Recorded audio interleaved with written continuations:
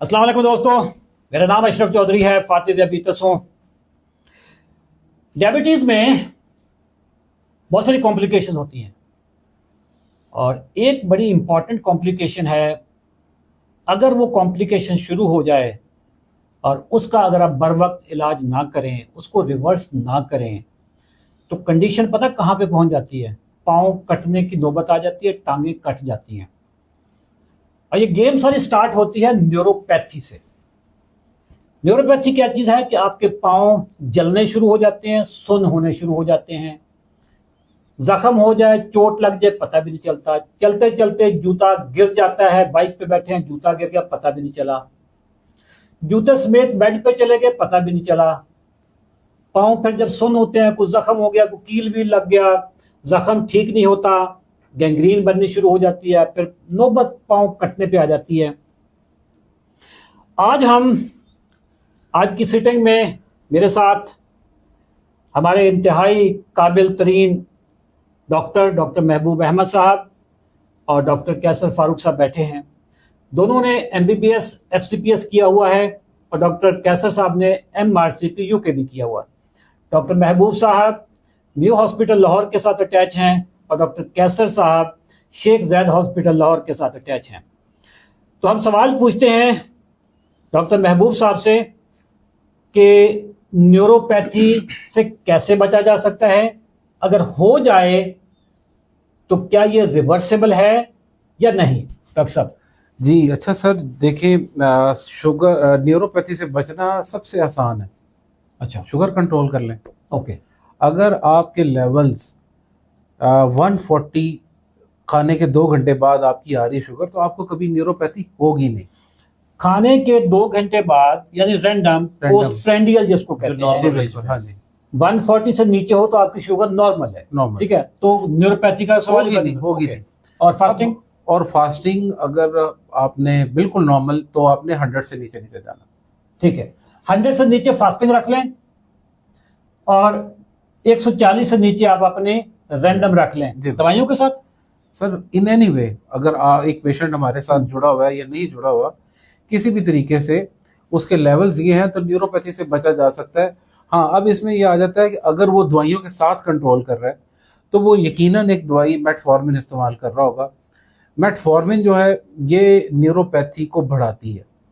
ये कैसे बढ़ाती है?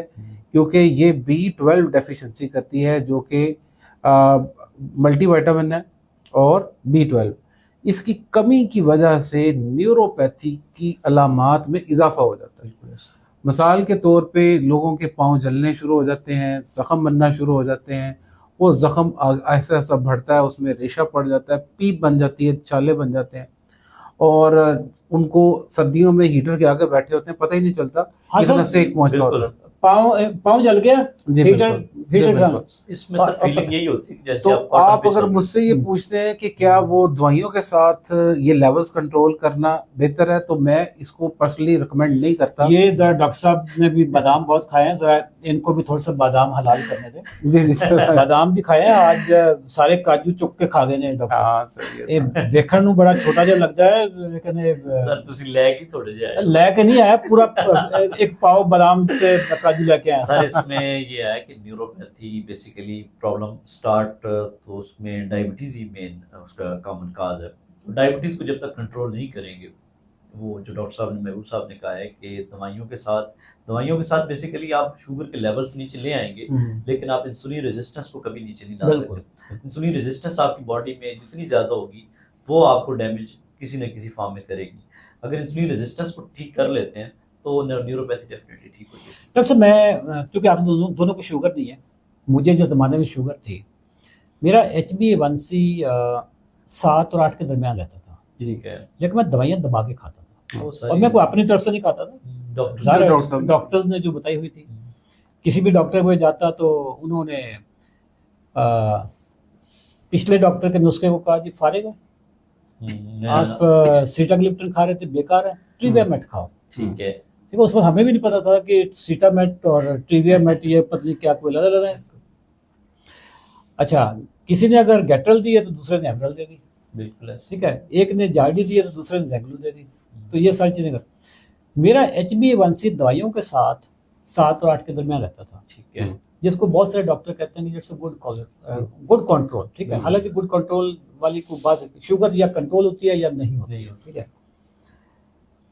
मुझे मेरे पाँव जलते थे, 7 और 8 पे शुरू हो जाता है। 7 पे 7 मेरे पे पाँव शुरू जलते थे, बिल्कुल पहला सिम्टम यही है। पहला सिम्टम पाँव जलते थे। अच्छा, सर्दियों में सख्त सर्दी पड़ी हुई है और मैंने अपने पाँव जो हैं वो रजाई के बाहर रखे हुए, ठीक है। आज भी ऐसा तो जब से मैंने शुगर रिवर्स की है, दवाइयाँ छोड़ी, बिल्कुल दवाइयों में बाद में पता चला कि जो मेटफॉर्म है ये तो आपकी रेड लगा कर रखती है, प्रॉब्लम बताती है, ठीक है। बताती है। आपके मैदे की भी रेड लगाती है और उसके बाद आपके ये पाँव की भी रेड लगाती है, ठीक है। मेटफॉर्म B12 की कमी होती है, मैग्नीशियम की भी डॉक्टर साहब ऐसे कमी होती है। अच्छा, जो ही मैंने मेटफॉर्मिन छोड़ी, बाकी दवाइयाँ भी छूट गई और एक बैलेंस डाइट खानी शुरू की। पहले तो हम रोटी चावल से बाहर निकलते नहीं थे, बिल्कुल ऐसे ही है। अब अल्हम्दुलिल्लाह गोश्त खाते हैं, अंडे खाते हैं। पहले हम अंडे की जर्दी भी फेंक देते थे कि ये इससे कोलेस्ट्रॉल बढ़ता है। अंडे की जर्दी इट्स ए कंप्लीट फूड, बिल्कुल ऐसे 26 मिनरल्स हैं, विटामिन्स हैं। बिल्कुल और बड़ा गोश्त जिसको डॉक्टर कहते हैं कि जी इससे यूरिक एसिड बढ़ जाता है, पता नहीं कौन से डॉक्टर, आप लोग तो नहीं कहते यार। सर, हम तो कहते हैं, आप तो कहते हैं दबा के खाओ, और तुसी कितों तो पड़े हुए मुझे ये दसो यार। सारे डॉक्टर कहते हैं कि बड़ा गोश्त से बंदा हार्ट अटैक हो जाता है, ये आप कहते हो दबा के खाओ। बिल्कुल ऐसा ही है। ये असल में चीजें प्रैक्टिकली जब देखी जाती है ना तो फिर और तरह होती हैं, लेकिन बुक्स में और तरह होती हैं। अच्छा, अब मैं बैलेंस डाइट खाता हूँ, नट्स हैं, वेजिटेबल्स हैं, तमाम वेजिटेबल्स सिवाय आलू के मैं खाता हूँ। हेल्दी फैट्स जिसमें देसी घी है, चर्बी है, कोकोनट ऑयल है, जैतून का तेल है, सरसों का तेल है, ये सारी चीज़ें मैं ले रहा होता हूँ। सारे गोश्त खाता हूँ और अंडे खाता हूँ, अल्हम्दुलिल्लाह। अच्छा, फ्रूट्स में सारे खाता हूँ, मैं मैंगो भी खा रहा हूँ, ठीक है। Sugar level control, sugar level मेरा कंट्रोल है। सर, मेरी न्यूरोपैथी रिवर्स हो गई है, क्योंकि बेसिक रूट काज उसकी ठीक रूट कॉज। डॉक्टर साहब, नाजरीन को बताएं कि न्यूरोपैथी कैसे रिवर्स होती है। एक तो मैंने तरीका बता दिया, कोई और कोई एक्सरसाइज? देखिए, न्यूरोपैथी ठीक करनी है तो 4 बेसिक काम है। नंबर 1 पे शुगर कंट्रोल करनी है, नंबर 1 जो लेवल्स आपको बता दिए। अगर आपकी किसी भी तरह से शुगर लेवल्स कंट्रोल नहीं है तो न्यूरोपैथी ठीक नहीं हो सकती। नंबर 2 पे है कि आपने इंसुलिन रेजिस्टेंस कम करनी है। इंसुलिन रेजिस्टेंस कैसे कम होगी, इसका मल्टीपल टाइम्स हमारी आपको वीडियो में पता चलता है कि आप में इंसुलिन रेजिस्टेंस मौजूद है या नहीं है। तो आप फास्टिंग में होमा IR का टेस्ट करवा के आपको पता चल जाएगा इंसुलिन रेजिस्टेंस मौजूद है कि नहीं। अगर इंसुलिन रेजिस्टेंस मौजूद है, साथ में न्यूरोपैथी भी है, तो आपको इंसुलिन रेजिस्टेंस खत्म करनी है। अरे डॉक्टर साहब, इंसुलिन रेजिस्टेंस पे एक तो टेस्ट है होमा IR का जी। मैं डॉक्टर बेन बिकमैन, उनकी किताब है वाई पीपल गेट सिक, उन्होंने जो टेस्ट है ना ट्राइग्लिसराइड तकसीम किया HDL पे, वो इंडायरेक्ट एविडेंस उससे ठीक है। तो उससे भी पता चल जाता है कि आपकी बॉडी में कितनी इंसुलिन रेजिस्टेंस है। अपने ट्राइग्लिसराइड को ले लेना और HDL को ले लेना, दोनों को तकसीम कर देना। ट्राइग्लिसराइड ऊपर नीचे तकसीम किया आपने HDL से। आपका जवाब अगर 2 से कम आ रहा है तो आपकी इंसुलिन रेजिस्टेंस नहीं है। ऊपर जितना आ रहा है तो इसका मतलब है कि इंसुलिन रेजिस्टेंस उतनी ही ज्यादा है। ये किताब why we get sick, doctor Ben Bickman एक साइंसदान है, उनकी किताब आप अगर नेट पे भी जाके सर्च करेंगे तो आपको मिल जाएगी। तो इंसुलिन रेजिस्टेंस हमने कम करनी है। तीसरी जो बहुत इंपॉर्टेंट बात है वो है पाँव की एक्सरसाइज। और पाँव के अंदर हमारे जो मसल्स बेसिकली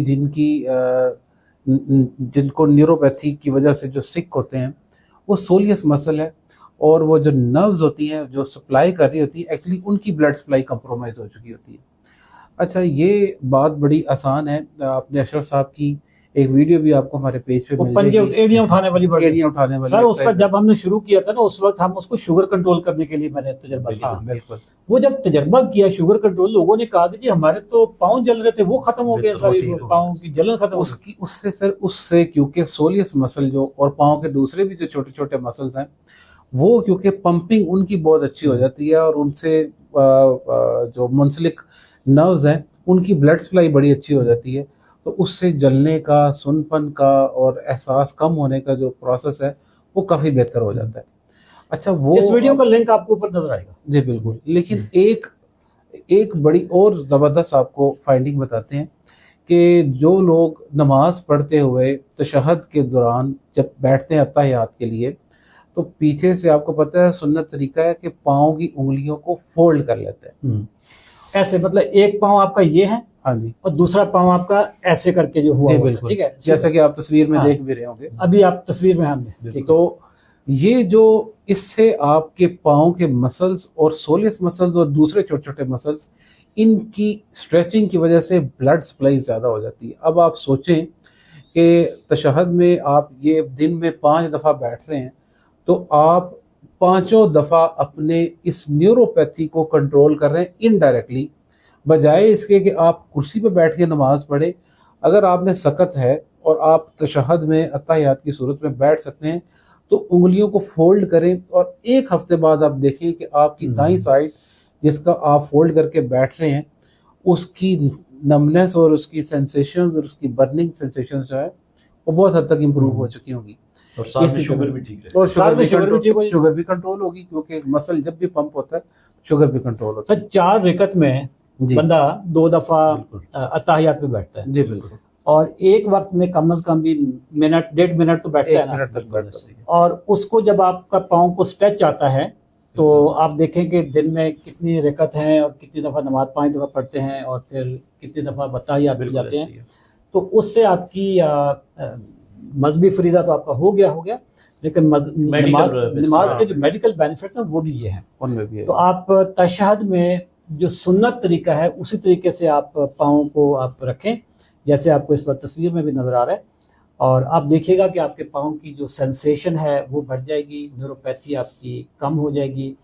और अल्लाह ताला से दुआ है कि अल्लाह ताला पाकिस्तान को शुगर माफिया से निजात दिलाए और आपकी शुगर जो है बगैर दवाइयों के कंट्रोल में आ जाए। आप इस चैनल को सब्सक्राइब करें। ये वीडियो आप जहाँ पे भी देख रहे हैं आप अपने चंद दोस्तों तक लाजमी शेयर कर दें और इस वीडियो पे कमेंट भी करें, लाइक का बटन दबाएं, लव का बटन भी दबाएं। थैंक यू, अल्लाह हाफिज़।